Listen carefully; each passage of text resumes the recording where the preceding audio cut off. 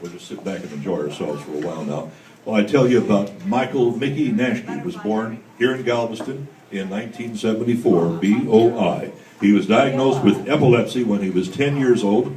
For 16 years after his diagnosis, Mickey faced several challenges, including a bout with alcoholism and a variety of drug chart changes from his physicians. During those years, epilepsy was still in need of much research. Mickey received his vagal nerve stimulator, VNS, in 2000 when he was 26. A new device at the time was implanted in his left chest with cords that send electrical shocks to his vagus nerve. This device changed Mickey's life in a very positive way, as you're about to hear. The device was the first advancement in epilepsy research other than oral medicines and brain surgery in a century or more. Mickey's been able to have a more renewed sense of life since he received his VNS. He has been sharing his experience, educating others, and creating epilepsy experience awareness, over the last 3 years through founding a local effort called Pedal for Purple to coincide with World Epilepsy Purple Day on March 26th. Ladies and gentlemen, I know you're going to have a thrilling time listening to Mickey Nashke. Mickey?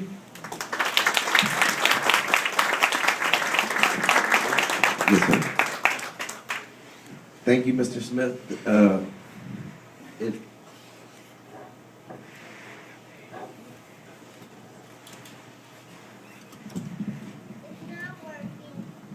Thank you, Mr. Smith. For the wonderful introduction. I remember watching you on Channel 11 when I was growing up. It is an honor to be speaking here at Moody Gardens this morning on the idea of determination makes the difference. I would like to give you a little brief history of how I am able to be here talking to you today. When I was 10 years old, I experienced my first epileptic seizure and spent 2 days in the hospital and was diagnosed with epilepsy and put on multiple medications. This would suddenly change both mine and my parents' lives and the routine of all that we had known. My life would become and remain structured until I was 26. Seizures became a way of life. I would have them at school and at home and in public.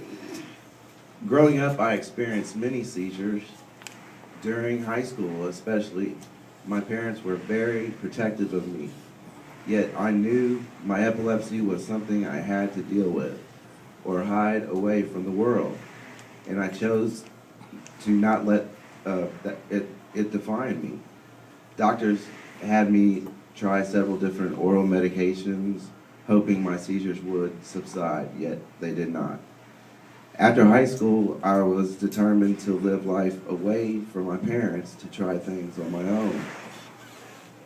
I moved out of my house 3 months after I turned 18. And my seizures seemed to subside on a new medication. And the doctors were constantly using me as a case study for new epilepsy medications.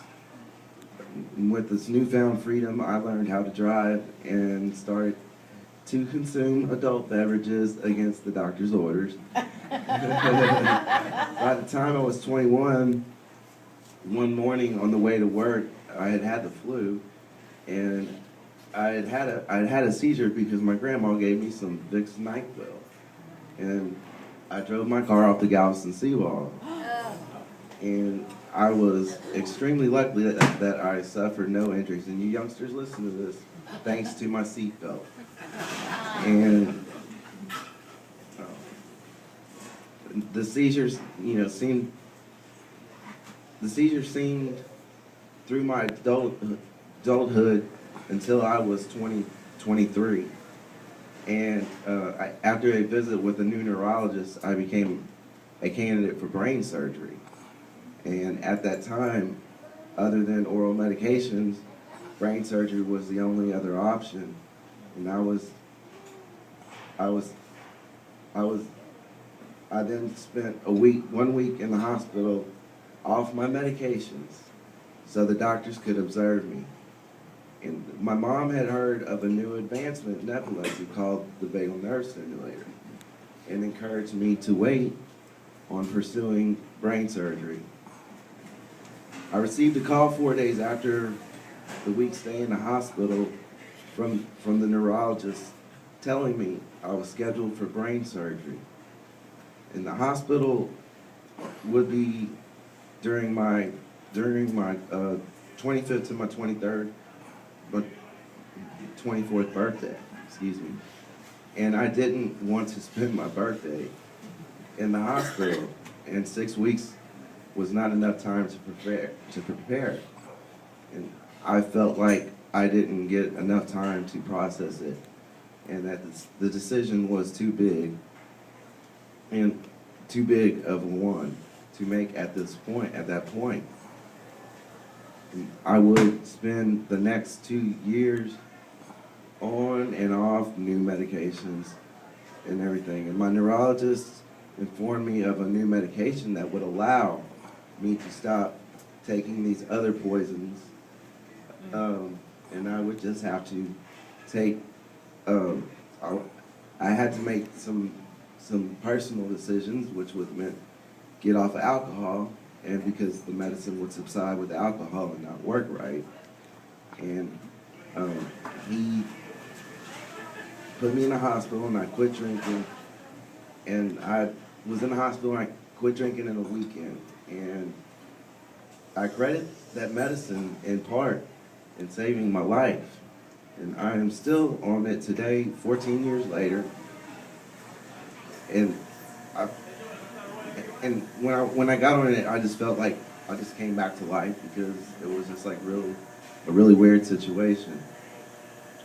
And I happened to be one of and see things more clear. And 2 years later, my neurologist said I was ready for the vagal nerve stimulator, which, like Mr. Smith said, it wraps around your vagus nerve and basically just kind of tries to tell it to act okay. And so it was a newer treatment and something new in over 100 years, and so I was really excited about it. And so that's what it was about. And so I was in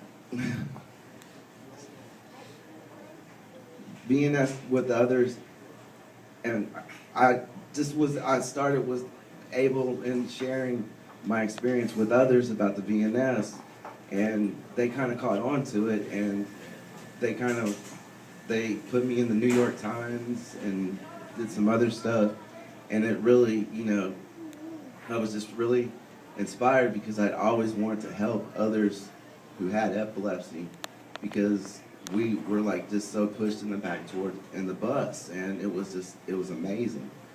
And so I over the almost 14 years, life just was totally, I still had my up and downs and having seizures, but life got so much better. And that's just what I tried to explain to others. And it was the VNS, basically what it does is it can either work or it cannot work. And there's an A and B conversation. But the thing about it is that when you get the VNS, you can take it out, whereas brain surgery, they take a part of your brain out. And so that's not cool. And so 3 years ago, after that little storm called Ike had hit 5 years ago, I had lost my computer, so I'd been offline and kind of been out of touch with everybody and everything like that, because I guess that's the way the world works, is online. And I found this organization called World Epilepsy Day, and this little 9-year-old girl decided in Nova Scotia, Canada, that she was tired of having the problems that she did with the discrimination that she got. And she goes, you know what, I'm going to make a purple day. And so she came up with World Epilepsy Day, which is March 26th. And I really thought that was really cool. And a child can get a lot more attention than an adult can. And so I said, well, we're going to do something here in Galveston. And something that's very traditional here in Galveston is having bicycle rides. So I said, let's have what we're going to call Pedal for Purple. And what it is we all meet at a bar, sports bar. I promise, it's not a drunk ride. It's a fun ride for kids. And for me, it's fun because the kids with epilepsy can get out and ride in it, and they can do their thing. And it's really amazing of what it has accomplished in itself alone. And I appreciate what you volunteers do, because y'all do make a difference. And it's like when Maria asked me about this, she had kind of explained everything, and I'm like, going up against the wind, wow, that's kind of like my whole story. And it really is. And so I was really excited, and have been this past week just kind of, this is actually my first speech, but it's not going to be my last. All right. And I appreciate what you volunteers do, and going, against the wind, but you know what, in the end, we just sail along with the wind. And if y'all can, maybe some of y'all next year will be March 22nd. If y'all want to ride a bike, come on out and we can have some fun. But y'all keep rocking at what y'all do, because it's all about the positive vibrations. Oh. Thank you. Thank you, Mr. Chief.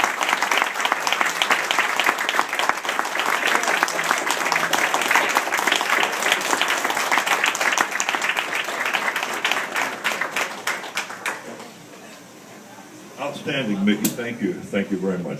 That was just wonderful. We appreciate it. Thank you. Oh.